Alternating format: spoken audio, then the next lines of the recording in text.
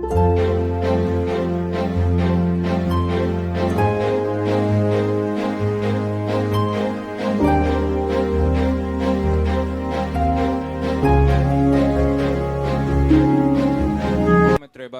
जो नई पीढ़ी है उसमें धर्म के प्रति आस्था और सांस्कृतिक मूल्यों का अवमूल्यन देखने को मिलता है। हम जब बाहर जाते हैं दूसरे देशों में तो लोग हमको लपक कर लेते हैं, हमारे पीछे पीछे घूमते हैं, अंग्रेज हमारे बैग उठाते हैं, पर जब हम देश में देखते हैं तो यहाँ लगता है कि बहुत अवमूल्यन हो चला है। महाराज, इसका समाधान आप जैसे लोग ही कर सकते हैं और लगता है कोई बड़ा नुकसान देश को नहीं हो जाए, तो इसका कोई समाधान कर सकें तो बड़ी कृपा हो। बहुत बहुत गंभीर चिंता आपने प्रकट की है। निश्चित सांस्कृतिक मूल्यों का अवमूल्यन हम सबके लिए चिंता का विषय। आपने जो बात कही, आज से 20 साल पहले एक युवती मेरे पास आई थी अमेरिका से। मैंने उससे एक सवाल किया। वो एक बड़ी कंपनी में डायरेक्टर थी। मैंने उससे पूछा वहाँ की युवा पीढ़ी क्या सोचती है, भारतीय युवा पीढ़ी। तो उसने जो बात कही वो बहुत ध्यान देने हो।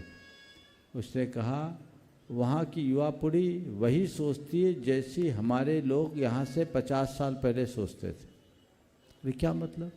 बोले महाराज जी, वहाँ जाकर हम लोग विशुद्ध भारतीय हो गए। आज भी हमारे यहाँ वो सारे संस्कार पलते दिखते हैं जो हमारी पहचान थी।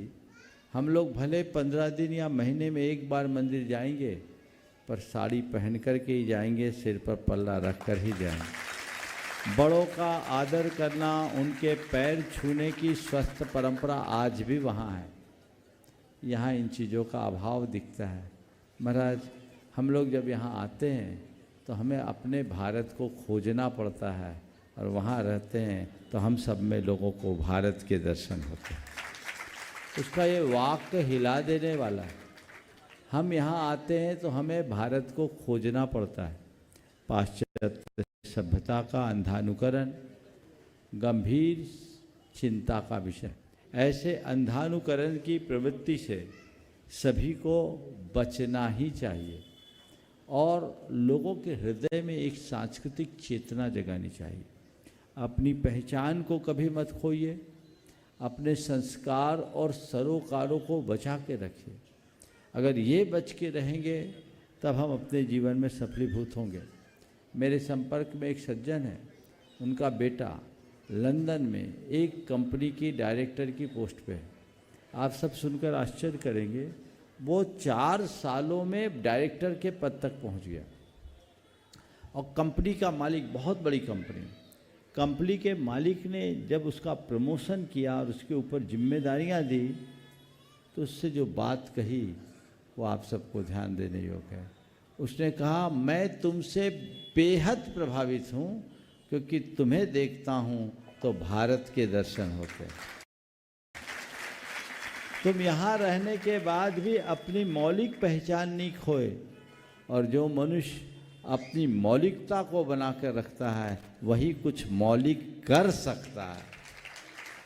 वो अंग्रेज था, लेकिन उसके इस आचरण से प्रभावित बोला, बाकी लोग तो हमारी नकल करते हैं, लेकिन तुम अपनी पहचान को बनाए हुए हो, इसलिए हम तुमसे बेहद प्रभावित हैं।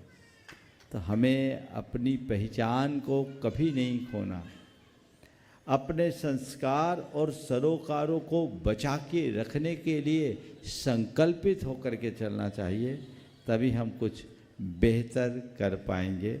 आपने जो चिंता प्रकट की ये बहुत गंभीर है और हम लोग सतत इसके लिए प्रयत्नशील हैं। मैं युवाओं से कहूँगा, अपनी पहचान मत खो। लेकिन उस घड़ी मुझे बहुत अटपटा सा लगता है जब किसी युवा की टी शर्ट पे लिखा मिलता न्यूयॉर्क, है ना, किसी के में लिखा रहता है यूएस। क्या है ये सब? इस तरह की बहुत सारी चीज़ें। माने पैसा देकर दूसरों का विज्ञापन करना और उसमें अपनी शान मानना कहाँ की समझदारी है? बोलो। अभी भी एक आध हो सकता है ऐसा कोई निकल जाए, अगर कोई हो तो खड़ा होना, थोड़ा देखेंगे, दुनिया देखेगी तुम्हें और तुमसे। खड़े हो, एक बार खड़े हो जाओ। हाँ खड़े हो जाओ, यूएस पोलो, खड़े हो, खड़े हो, खड़े हो।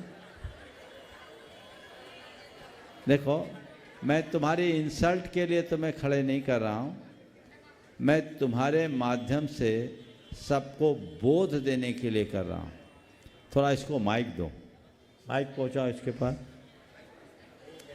आप तो खड़े रहे, पंडित जी साहब आप रहे, पंडित साहब आप यहीं रहे। ये तुम जब खरीदे थे तो ये देख के खरीदे थे कि नहीं? उसका एडवर्टाइजमेंट तुम कर रहे हो? नहीं कर रहे हैं। ये स्वदेशी कि विदेशी? अब है तो विदेशी महाराज।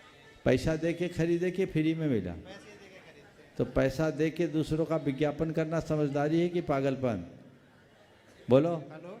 हाँ बोलो। हाँ जी। नहीं ऐसा कुछ नहीं है। हाँ नहीं, बेवकूफ़ी है ना? अब तो नहीं करोगे? उतार के फेंक देना और आगे कभी मत लेना, तब समझ आएगा। स्वदेश में गौरव, ये युवा क्या कर रहे हैं? इसमें शान समझते हैं। कौन सा ब्रांड? अपने देश, कहीं भारत लिखा मिलता तो हमें गर्व होता, लेकिन तुम कर क्या रहे हो? इसलिए ये संदेश मैंने पहले भी कई बार दिया है, सभी को इस पर विचार करना चाहिए। और इस तरह की ब्रांड की एडवर्टाइजमेंट निश्चित रूप से अपनी सांस्कृतिक निष्ठा की हीनता को प्रकट करता है, हमें इसे ध्यान में रखना चाहिए। बहुत अच्छा प्रसंग उठा है।